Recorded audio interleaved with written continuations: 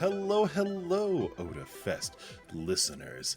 It is the episode 150. We now have as many episodes as there used to be Pokemon.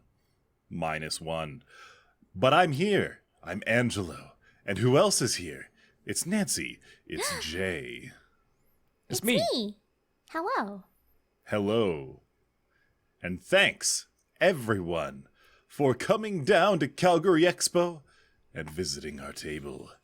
It was great to see each of your cosplays and happy faces. We hope to see you all again soon. So stay safe, stay healthy. Until then. Okay, I have to say, there was the most adorable venti at Expo. Oh my goodness. The cosplay, the game this year was actually really, really good. There was a really good venti, like, holy cow, top tier cape and everything. Starbucks. And there was an adorable Klee. Oh. So cute. I don't know who Klee is. I think Clea is the little red bomber girl. Yeah, she's with the elf ears. Super cute. Yeah, the one who is on the no-fly list. Okay. Yeah, Venti is the green one. There was I don't know. I didn't see them at the Otafest booth when I was there on the Sunday, but I was there on Saturday. I did see them. It's probably the same one as the one who showed up for the Otafest Big Anime Night, if I had to guess. Oh, if it was a really good cosplay, then I assume it would be the same because they nailed that cosplay. I was like, I know you're something from Genshin Impact, I don't know, but it looks very good. They did a very good job. It was really good. Nice. Yeah, I saw the Klee. She even had a Dodoko backpack. Oh my god. So cute. That's and wonderful. I saw her because she came to my panels. I was like, you're so cute to look at, and you're in the front row. Were they a tiny? They were a tiny, and they were a very cute. A small. That is So the two cute. things, the two prerequisites to a Klee cosplay. I know, right? Small. Super adorable. But yes, it was really nice to see cosplay again. I missed Big Gay Anime Night, so it was just good to see just cosplay in general. There were some very racy ones. There were some very cute ones. There were some very cool masks. People made like masks that were like out of, I think it was cosmetic grade foam or something. Because there were like White Walkers walking around and they had like the full mask, but they only did the top half with face makeup and the bottom half was like a foam mask. So neat.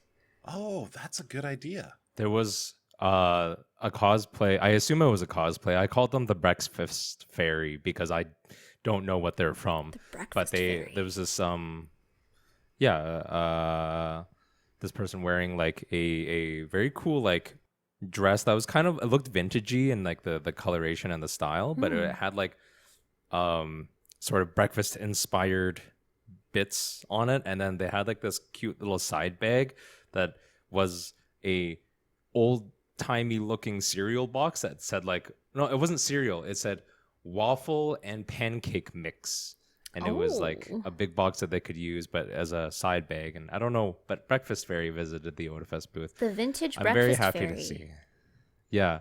I wonder, because I'm not a cosplayer, but I wonder if people took extra time this year working on cosplays, like hoping that when the time would come around, they would have like an excellent entry for cosplay contests and just stuff like that. Because you know, normally cosplayers are running around with their heads cut off, you know, doing last minutes. And I'm sure a lot of people still did last minute stuff, but There's going to be two different kinds that are out there right now.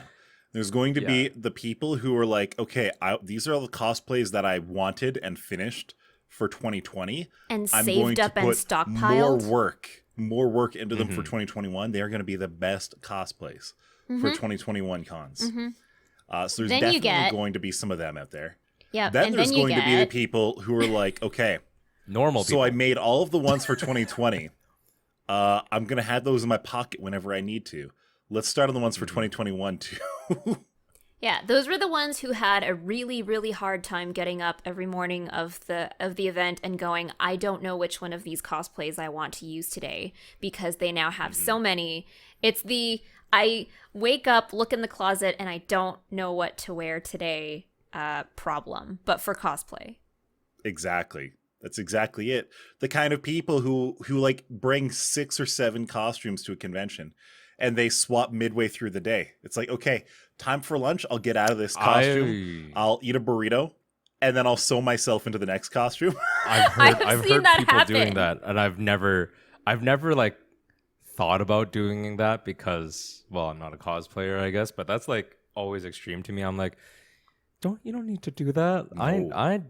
I show up in jeans and a staff shirt, and that's pretty much it. I mean, I we're- don't wash the staff Jeans, shirt holding for yourself to really high standards days. there. yeah, jeans, actual denim. Oh goodness, real pants. But I mean, good shoes. I'm not in the cosplay community as much as I love all my friends who do it. I've never joined them in cosplaying, so I don't like fully relate to that struggle, but I see them go through it every time, we're at Otafest or Comic-Con, and it's an amazing flurry of activity and like hecticness that I can't really describe. Oh yeah. Absolutely. Yeah. It was kind of like, so I think for many of us, especially in our local area, Calgary Expo was probably our first con that we went to over the past 2 years or so. Yeah, and there were a lot of people. It was nice. Yeah, it was nice. I didn't actually get to explore the event. I just didn't have time, and I always say that I'm sort of a paradox in that I'm a con runner without like really love going to cons. So I didn't actually care to walk around the con, but people told me enough about it, and the people that I was working the booth with were the ones kind of going around every now and then and checking out Artist Alley and booths and all that kind of stuff. But it seemed all right. It seemed like things were going well enough. I have something of a question. So in the past, sure. I actually don't go to CCEE. I just don't even consider it, because like the 2 or 3 times that I've gone, it's always been so busy there, so absurdly busy, that it's just like, yeah, I don't want to be here. There's just too many people. No, thank you. And that's in a normal year for me. Mm-hmm. Considering everything that's going on, did you find that it was like busier than normal, or was it actually like one of the slower CCEEs just because, maybe a lot of people weren't even sure if it was going to be happening, so they didn't come in from out of province? Maybe there were some people who weren't vaccinated that didn't want to go. I'm gonna preface this answer with, so first of all, we don't know, even from a fellow con runner sort of perspective, we don't have any ideas of what their numbers are, and we don't typically delve into their I just mean stuff. from like looking down the hallway from the table. No, I know. And I'm gonna, Nancy, you did your panel on Saturday, right? I was there on Saturday, so I can Okay, also so preface you this. can answer first, Yeah. because I only did Sunday evening pretty So- much, so that was much more of a wind down time. If I remember right, the website for CCE, when I had to go in to activate my little RFID badge that lets me in and out of the event areas, they said that they had limited tickets this year to 25,000. And that number still sounds really, really big to me. Being there on Saturday, which is typically the busiest day of a convention, because they were open on Friday, yes, but it was quite quiet as per usual.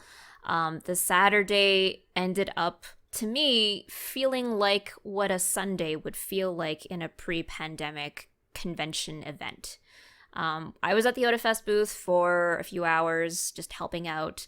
There was no shortage of people walking around, but there was space between people instead of it being just like jam-packed in there, which it would normally be on a Saturday for a convention event like this. Like, it was busy. It was more people than I had been Around in a part long time. of and Yeah. around since pandemic really started. It was very anxiety riddled for me personally. I don't know how other people felt, but it was like equal parts anxiety and equal parts just that happiness, that gratification of being at an event like this again. Because I mean, we all missed Otafest. We all missed being like in close proximity to people that we love spending time with in a setting like this. So it was sort of equal parts. True. Yeah, I think on the Saturdays, or on the Sunday that I was there from about noon till close, which was about 5:00. Now that being said, that was definitely like the wind down day. As normally, and I feel like maybe they had, I would assume about 2/3 or 3/4 worth of their sort of what I would feel would be like capacity. So I'm gonna again remind and preface that I don't know what their numbers are. This is not any official estimation. My assumption is that they did not sell out of passes. That's not a bad thing. It's just a weird event at a weird time at a weird I'm tired of being a part of a historical event. True. sort of thing, right? So I'm tired of living in those interesting times. exactly Unprecedented times. So with those sort of exactly, so in sort of those in that light, I think they were successful. I just think that it wasn't filled to a theoretical brim. And But I really don't know thankfully- what the overall looked like, on the Friday and the Saturday and everything like that. I'm just extremely grateful for all the people that came up to me at the booth, honestly. I mean, my first interest is always going to be Otafest, right? And people coming up and being like, when are you guys going to be doing your own thing? Or like, will there be an event? Or like, I can't wait to see you guys next year. Like, that kind of stuff is like, I don't know. It's the stuff that keeps me going. It was just really heartwarming because it's like people don't forget us. Our We people always are worry waiting like for us. They have not Yeah. forgotten. So that was and it's just like I don't know if that was like you had that experience at the booth at all. So, okay, I worked it I was- worked the wheel a lot. Yeah. So. So we didn't. So while I was there, the wheel was only out for like 20 minutes. But when I was there, a lot of people came by and were like, "Hey, is Otafest coming back?" That's usually the first question. This coming Yeah. year, and then they ask, "Can I get tickets yet?" And it was almost disappointing to tell everyone. It's like, "Hey, we don't have tickets yet. We are planning for Yeah. there to be an event It's next just year." logistics. Yeah, but Yeah. like having to say that is equal parts disappointing, but also like everyone was really understanding about it. There wasn't anyone that was like massively disappointed and angry that we weren't selling passes early like we normally do at events like this. Right. I believe, normally we would have had passes up for pre-sale by now. Yep. But it's We just a matter normally of, have passes up we don't right know after yet, our right? last event. like, we fully expect for Otafest 2022 to be Yeah. a thing. But everyone understands that, like things are such a roller coaster. Things are such a roller coaster in this province. So we were like, the times that I had to sort of explain things, I always like just mentioned it was like it's logistics and we just have to hope things are around this level or better, hopefully better, and then we'll definitely damn have better an be event. better. We expect things to be better, but we also expected things to be better This year. months ago. Yeah. So, lots of things happened, but either way, just the fact that people were coming back to us and be like, I want to go, I want to see you guys, and I was just like, great, like I'm happy to have you guys, Yeah, and great, us we too. want to be around. So, Yeah. but yeah, it was honestly a fantastic time. We had the wheel out for people who don't understand because we were like, maybe you didn't go or didn't see us, but we had this little like giveaway wheel, just like had stickers and tattoos and pens and stuff to give away. And we actually had it out for a solid 2.5 hours maybe because we were just kind of finish up on what we had left on stock because we I don't know if I can probably mention that I don't think we're gonna have another promotional appearance for a while just because there's not many other local events that are going to be happening at the scale that we would want to attend at. So we had a lot of small merch items to give away and really happy to see how people's faces lit up when they won something, even if it was like candy or a sticker. Who doesn't like free candy?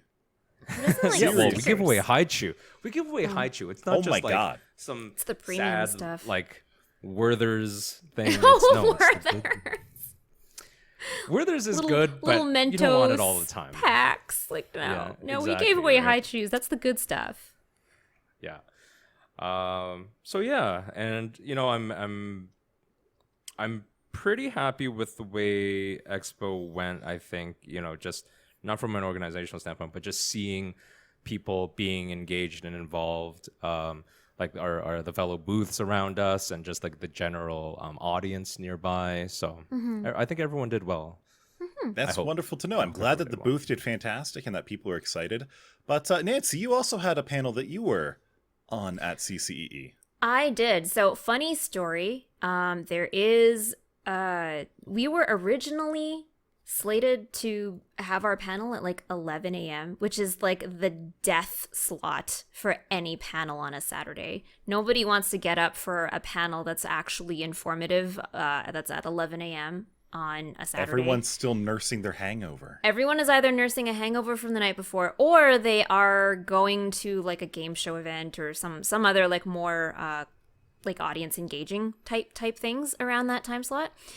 So someone else took our panel slot, and we went to go and say thank you for taking it because they did it on purpose. They specifically took that slot so that they could just sit there and ramble about what they do for conventions, and gave us a fantastic time slot at 5. And so we ended up getting what I would call like a safe full house. The room was full, but it was with people who were, spacing themselves out, with a chair between them and such. And it was great. That makes sense. Which area was that done in? I like, because I have a general idea of the layout of what they had, but I never walked around that much. So all of the panels were in the Palomino rooms. Palomino B was the room we were in. So that was like this is a large enough conference room for someone to have a lecture.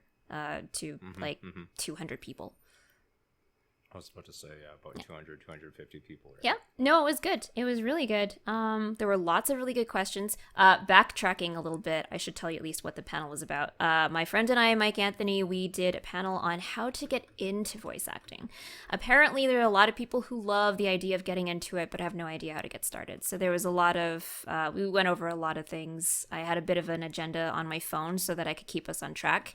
The panel was unfortunately very short, but because no one came after us, we just stayed until people came to kick us out. So we actually stayed like an extra half hour longer than we were supposed to because there were lots of good questions. And it was really fantastic to just meet all these very enthusiastic people. Like Were there any particular questions that stood out to you?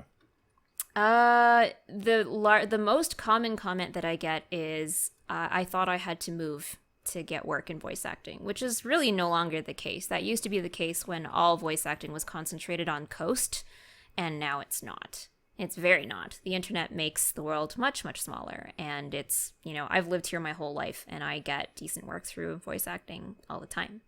So, if anything, I'm a standing testament against that. Move to a tropical island with a satellite internet, and then take up voice acting for work. You could do that, realistically, if you could afford to move to an island and live there comfortably, with an uplink that's that solid. We just need the Elon Musk or the Google internet balloons to happen first. Oh, man. Do you really why would you need solid internet? You only need maybe about 75. You do want very low latency internet because if you're working with a director... do you understand that 75 megabit per second up is exceptionally good internet? Very good internet. And most people in Calgary probably get 25. I think that's only... If you're on an island, you're lucky to get dial-up. I mean, I guess that's sort of true, but like, we just have really poor standard of internet. Like, yeah, and like that's... 100 megabit up is not uncommmed in like Europe, dude. I know, or Asia. But that's a separate conversation about how the state of internet is in Canada. I'm talking about like a private island. You don't have no undersea cables. In fact, now that I think about it, I said like satellite internet. That doesn't work because satellite internet generally uses dial-up as the upload connection. I guess so.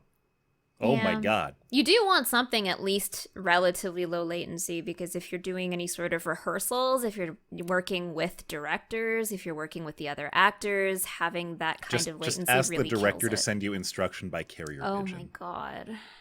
Can you just send it by Stork? Can you send me my script, baby? What's the best question you've ever been asked at a panel, like that's memorable to you? Oh God. What is the best way to prepare for death cries is probably one of them. I think they were expecting a live demo, and I wasn't about to give one at the Otafest panel that I hosted that year because our audio engineer would have killed me. If you do something like that behind the microphone and they are not technically set up for it, you could blow out the microphone. Ooh. And you don't want that kind of bill on you.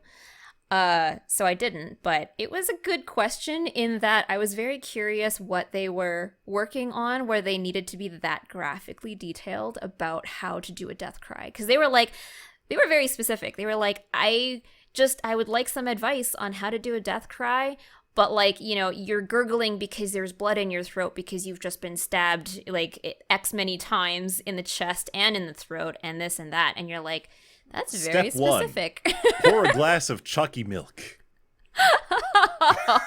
I almost don't understand that question just because, like, I don't know. I don't think death cries are that common. If anything, that sounds like it would be partly folly, partly voice acting. Yeah, that's it's very much true. It's very much a fictional thing that, like, death doesn't come loudly. But that's the thing. It's because it's a fictional thing that people expect it. So it's dramatized. Yeah, there's two different ways you can do death cries. You can do like a very dramatic, but like a room volume type death, or you can do something that's really over the top, very like, oh, I'm playing a fighting game, and your death scream has to match like the, any Street Fighter your death scream has to be a dramatic yelling, a guttural expelling of the soul as you fly back and you just exclaim, fight money. I knew you were gonna say my fight money because we played too many fighting games. But I also am all it just makes me think of like Peter Griffin on the corner going like, But I mean, I haven't even had that long of a voice acting career. It's been 10 years plus, but like, I've done a lot of death screams, screams, and yes, they can hurt very, very badly if you don't prepare for it. It's equal parts do some having good old throat stretching. Yes, lots of warming up, but also being very kind to your voice, because you really shouldn't be attempting a lot of these in like, a 15-minute period. Don't try and do like various death screams for 15 solid minutes. Definitely don't do that. I've heard stories from voice actors where they'll be brought into a booth and they said, yeah, you're going to be doing battle chatter today, or death screams or something. And then they're stuck just making these sounds and death screams for like 8 hours. And by the end of it, they're like, yeah, I can't work for another week, dude. What the hell? Well, okay, first of all, they shouldn't have been asked to do that. That's another topic that we can go down as a rabbit hole another time. But do voice actors ever get paid differently for different kinds of work then? Like hazard pay? For instance, like essentially a hazard pay for, guttural yelling versus regular pay for, hello, I'm just here to have a conversation and seduce you with my voice. Yes. Hazard pay is a thing. Your premium is basically adjusted based on how hard this work is on the vocal cords. So, Angelo, remind me again which anime series that was where that one character just basically yells and screams and squeaks for all the majority of his lines. Black what Clover. was it called? Yes, Black Clover. Asta, literally screaming every single line. I had to stop watching because of that. Yeah. Like I was only kind of into it. I remember like back when Black Clover was first airing, I complained about it and thanked something else in some new season for giving me something to watch other than Black Clover on Tuesdays. But yeah, constant screaming all the time. That actor definitely guy, charges Asta. more. Yes, because it's a lot dude, to put that kind of strain I was on just saying your that vocal cords. I don't know if the director told that guy to scream every single line. I have to imagine. Instead, maybe he just read his contract and was like, oh, there's a bonus if I am using strenuous vocal techniques. Get a load of this. It's not a bonus. Oftentimes it's something that the director specifically wants. Okay, that does make more sense. Yeah. this dude just looks like a rejected Yu-Gi-Oh character. Yes. It's very strange. Oh, It's your boy. standard shonen battle anime. You can't expect too is. much. It is very Okay. much. But yeah, I once saw a compilation of like I think all of his lines in the first 4 episodes, and I was like, nope, can't do it. Yeah, can't do it. No, Can't do it. my God. But I have had to have a role where I was supposed to be a gargoyle, and they specifically asked for a gravelly quality to my voice. That for 2 hours was that did me in for the rest of the weekend. Ooh. But I yeah. can only imagine. Definitely hazard pay is a thing, especially if you have more strenuous requirements for that role than any other role in your production. Yes. And if the voice actor isn't asking for extra consideration when doing recording for their sessions, then they're potentially just being too shy to ask, because you need to take care of that. That's your moneymaker, right? Exactly. Mm-hmm. Well, in other news, in other other news. stuff. What So- else has been making you scream, Angelo? So, longtime listeners of the podcast will know that Nancy has had no shortage of issues with her laptop. And for a little while, I have been having a few issues with mine relating to the keyboard. I believe, I don't know if it was 2 episodes ago or the end of the previous season, where I was mentioning how the keyboard will cut out, but only particular small certain keys on the keyboard will cut out. And to fix it, I'll have to open up my keyboard, remove the motherboard, unplug and plug back in the keyboard, the ribbon cable for the keyboard. And it eventually got so bad. So I've actually had a new keyboard sitting around for it. But the time I opened up the laptop to try to replace it, it was melted in to the upper case of the laptop. It was like Damn. plastic riveted is what I call it. I don't know if that's the proper term, but think that's so. a fairly common. It's a now common method of mounting keyboards and laptops that I absolutely hate. Back in the day, laptop keyboards were made where oftentimes you would just have to unscrew one screw from the bottom of the keyboard that was holding it in, from the bottom of the laptop, exterior of the laptop even, and then you could just like shift the keyboard, pull it out, and you're done. Pop a new one in. I have had like 2 or 3 laptops where that was the case. But since then, since that last laptop in 2008, I have not seen another laptop since where it was that easy. Instead, I had to take off the back panel of my laptop. Thank God that was all one panel, and only 12 screws to do that. And then I Only? had to remove my motherboard.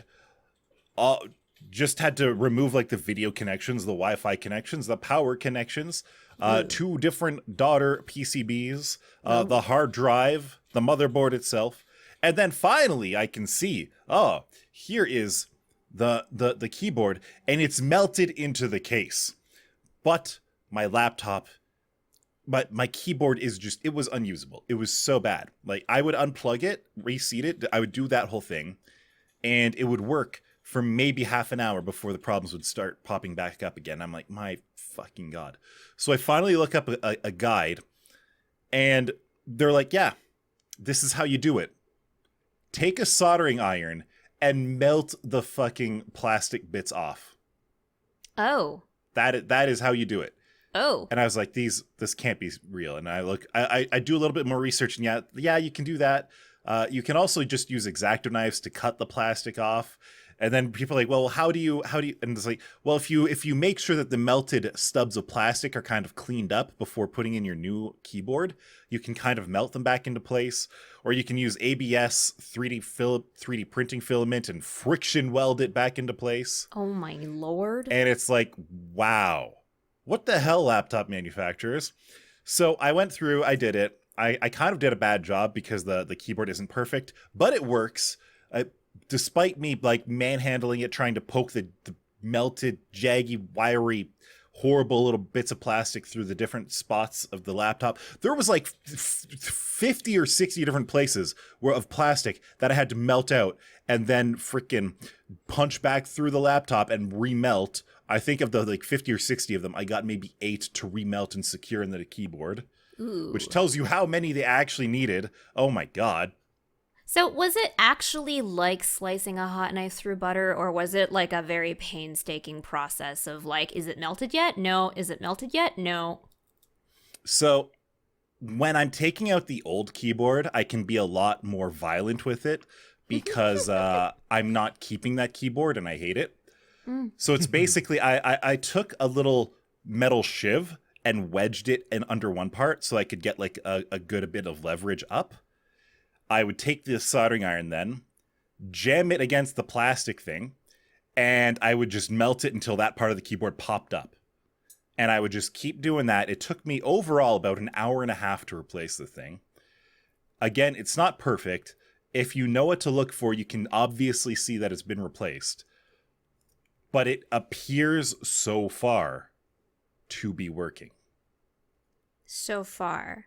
What do you possibly expect to go wrong within the next couple of days? I expect the exact same problem to pop up. Oh, If the Lord. original issue was that jiggling and bouncing around the laptop in my bag when I'm biking, if that's what caused the original issue, then I have no reason to believe that the current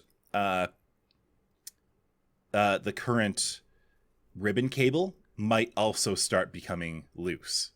So I don't know if this is a real fix or not. The one thing that I can say is that with the previous keyboard, the backlights on it seemed really dim, and they didn't seem to hold their settings properly. Whereas this one seems much brighter. So maybe there was a legitimate other thing going on with the keyboard. Maybe it wasn't only that the cable was coming loose. But I don't know for sure. I guess we'll find out next week. I On the hope so. next episode of the Otafest podcast, we'll find I out hope if so. Angelo's laptop hijinks work out. If it keeps giving me problems, I'm going to get myself a new laptop. And there's this one really nice laptop called the Framework laptop that's built by Lenovo and HP and Dell engineers. And the whole point of it is that it is stupidly easy to fix. Like, the whole bottom of the laptop is 5 screws to take off the whole bottom. And there's no glue or anything. They use magnets to hold the bottom on. The screws are captive, so you just loosen them. And they stay in the case. Nothing to lose. Oh, wow. Those are nice. Every single screw in the laptop uses the exact same screwdriver, and it comes with the screwdriver to do it. Oh, wow. They really It has thought a little this through. spot. It's cheaper if you assemble it yourself. It's cheaper if you assemble it yourself. There's spare screws in one part of the laptop in case you lose some. Oh, my The God. bezel around the screen is just magnetically held on. The laptop, instead of having 50 or 60 plastic rivets, just has screws for the keyboard. Just has screws. That sounds delightful. That It's speaks so to even my though- DIY heart. The GPU portion of it, they only use Intel integrated graphics. So I would be going down in power, but I would be getting a laptop that I don't really need the power. It would just be a nice laptop. Man, that sounds like a dream. I'm surprised that they're not bigger in the market, honestly. They just released like a month or two ago. Ooh. They're So fairly new. How's the price point looking compared to stuff that's currently on market? They're expensive. You are paying a premium Yes. for a repairable, high-quality laptop. For what you're getting, I'm looking at I've never heard of Framework, but I was interested the moment you mentioned it. For what you're getting, I would estimate that, and I'm assuming the prices on the website are, actually no, they might be in Canadian. Actually, I can't tell. Like, the language that is showing, location is showing as Canadian, but I don't know if the pricing is showing as Canadian because sometimes that's different for whatever reason. I would estimate that you could probably get this for about $200 cheaper from a standard like Dell setup. Probably. But of course, Yeah, then so- you do not have an easily repairable laptop. Oh, another thing they Yeah. do, they put So the QR codes for videos on how to replace parts on the parts. Yes, you did tell me about that once. Yeah. The do-it-yourself build is, they say it's $9.99. Yeah. Damn, Again, that's well, affordable. let's for the sake of comparison, we'll assume that it's in Canadian dollars. You could definitely get something comparable that is, again, non-modular and non-self-repairable, probably for, it's a 13.5 inch display. I didn't even see the display size until just now. So I would assume you could maybe get something like this for about 700, maybe even 650. The other thing to keep in mind, though, it's not terrible. But that base price that you're looking at is not what you end up paying. One thing about them is that instead of having standard port configurations, they instead have these little slot-in dongles that go into the USB-Cs to give you like your display or HDMI port out, your USB-A, a different USB-C. And so when I spec'd mine out, when I added in what I wanted, it was actually coming out closer to like 1600 or 1700, I think. Sorry, because here, I'm just going to take a quick screenshot and post it up here, but I just saw in this category, which is many primary categories. So your storage, operating system, and memory, and power adapter, and Wi-Fi connectivity are all potentially non-existent. Yes. So what this becomes is, while there is modular buildability, I guess, into this laptop, it's also very much a nickel and dime proposition. You are paying a premium for a laptop where everything is easy to fix. Because it may not, it doesn't come with an OS pre-built. It does not come with storage pre-built. It does not come with memory pre-built. These are all major things. If you don't know what you're doing, then this is not the laptop for you. This is the Linux of laptops. Yeah, this is definitely.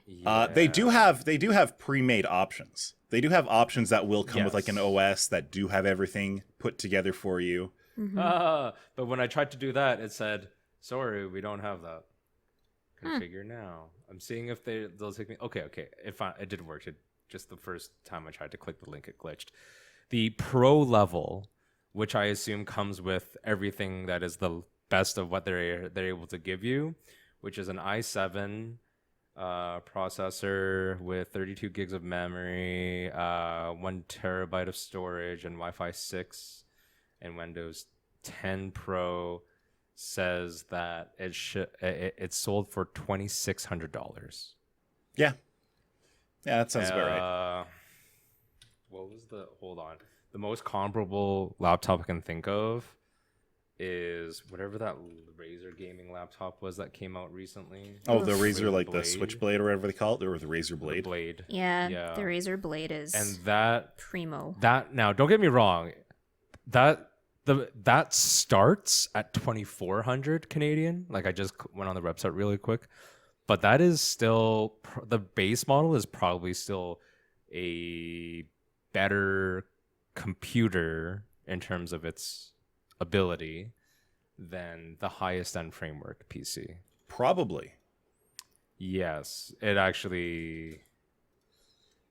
it's not really that comparable, unfortunately. I'm looking at, like, the reality is with framework, you are buying it because you want to be able to fix the bitch. Yeah. Like, clearly they've made concerted effort to design the thing so that it is repairable, because that's how you cut corners when you're manufacturing things. You make something and it's not easy to repair or just not repairable.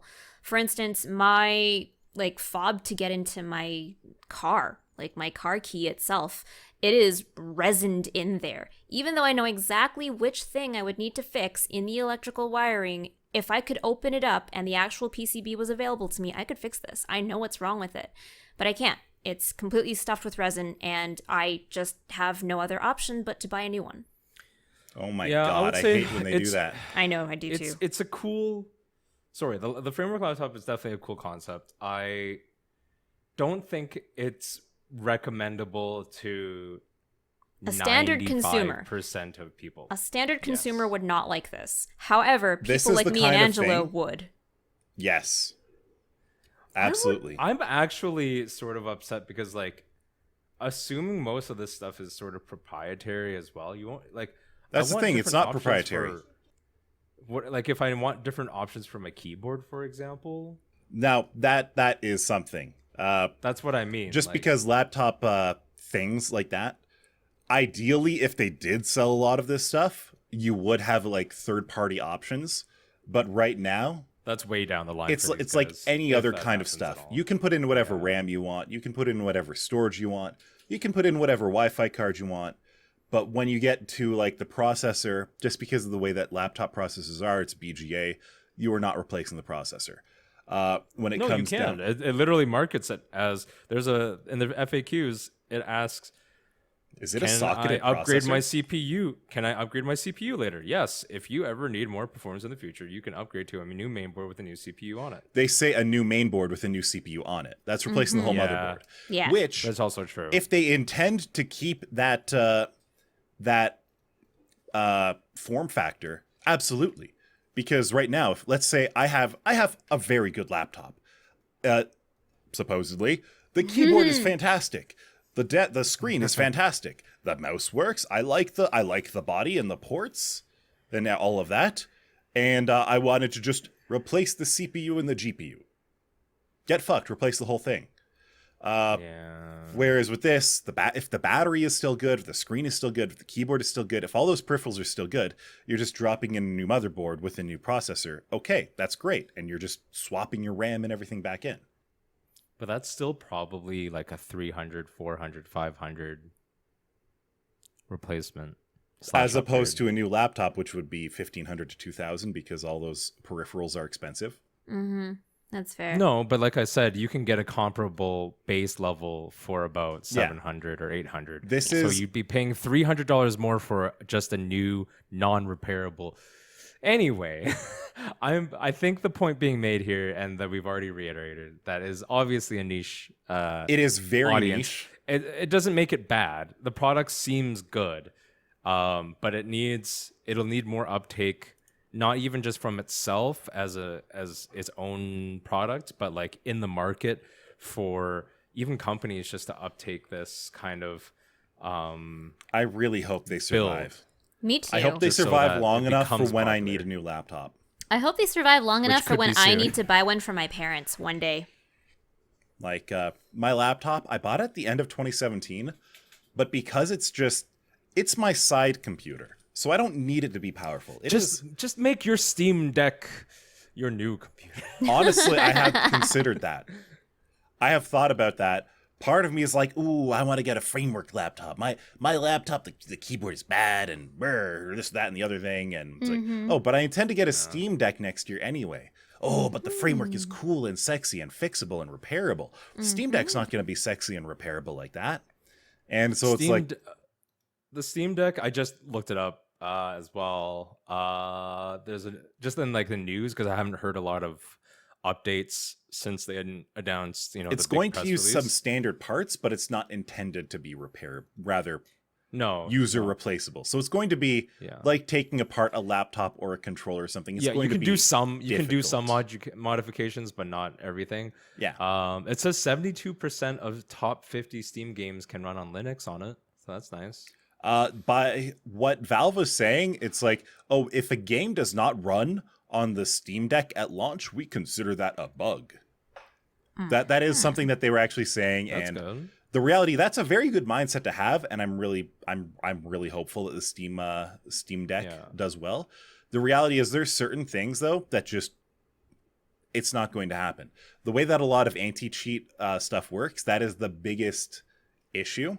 And even certain Valve anti-cheats have issues on Linux.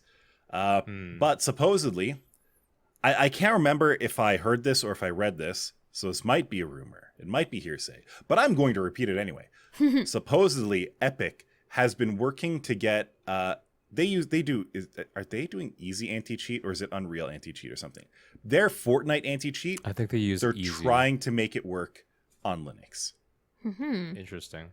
The problem is they do need kernel hooks to do that. So a lot of Linux people are like, ooh, we don't know if we like that. Yeah, kernel hooks are kind of a big no-no unless it's something that's, I don't know, security related. When it comes to gaming anti-cheats, if you're not running in kernel space, it just doesn't work very well. which sucks. It's bad to give it to them, but they can't work if you don't. Bah. Yeah. I still don't know if I'm actually going to commit to it. I have the pre-order. I intend to. I don't know if I will. I wonder if there's any update on the release. I feel like it would be a great little fighting game console. That would be nice. There's a lot of... December 2021 is when they're beginning to ship, apparently. Yes. And I think my reservation is for Q2 2022. Did you get the big boy or the... I got the mid-tier. Mid-tier. I got the big boy. I'm so excited for you both to get those and tell me exactly what you hate about it. I'm really interested in it. If I get it.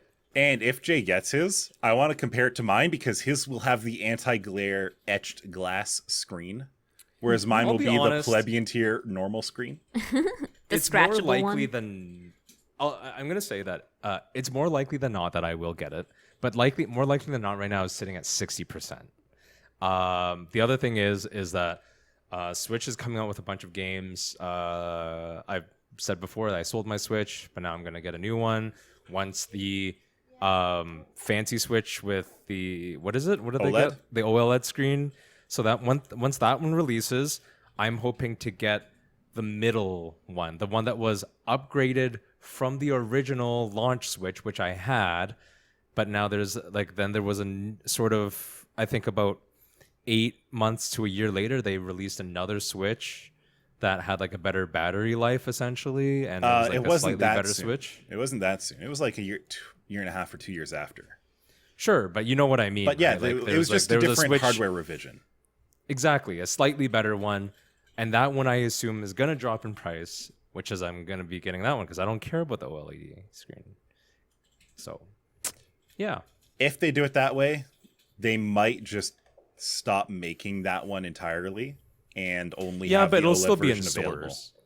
It'll still be in stores. Yeah, existing And then stock they're will still gonna need to try be and- sold. Yeah, they'll still eventually liquidate that kind of stuff. So I'm sure I'll get one of those. And then if I get one of those, it might push my Steam Deck purchase likelihood down a little bit. That's just fair. because I don't know, I'll be preoccupied playing a whole bunch of other stuff, and versus getting this machine that I already can play the thing on with this machine over here that was expensive as shit. Yeah. So there is all of that, but I'm interested to see how good of a laptop experience I can get out of the Steam Deck because I know it'll be a painful experience. I'm very interested to hear the Why chronicle. do you think it's going to be painful? Well, first of all, you don't have a stand to hold it. It's a small screen. You don't have a keyboard. It comes with this. What are you talking about? It comes with a stand. Does it? Yes. Okay, How do you either think way- it charges? A I mean, cable. it doesn't need a stand to charge, but It uses a cable to it charge. has. Yeah, but the whole point is that you put it on the stand so it can sit comfortably while you hook it up to a monitor or other sort of screen. Like they don't want the you stand just is to- extra if they've announced one. I thought I was under that impression. I don't believe I don't it comes think so with a because stand. I'm everything I've ever Unless seen. maybe the super high tier comes with the stand. I don't know. All I know is that all the promo images that I'm looking at right now that don't show it with a case is on a stand. That's just on a little thing to hold it. That's not a stand that it comes with. You don't know that. I'm fairly certain. You don't know that. But I guess we'll see what happens on the next episode of the Otafest Of Dragon podcast. Ball Z. On the next 150 episodes of the Otafest podcast. Now, I know I made a Pokemon joke, but technically this means the next episode will be a Mew episode. Gasp. Because that's Pokemon 151. The Mew episode. This is the Mewtwo episode. Yes. Thanks for joining us. Bye-bye. Bye-bye. Take care.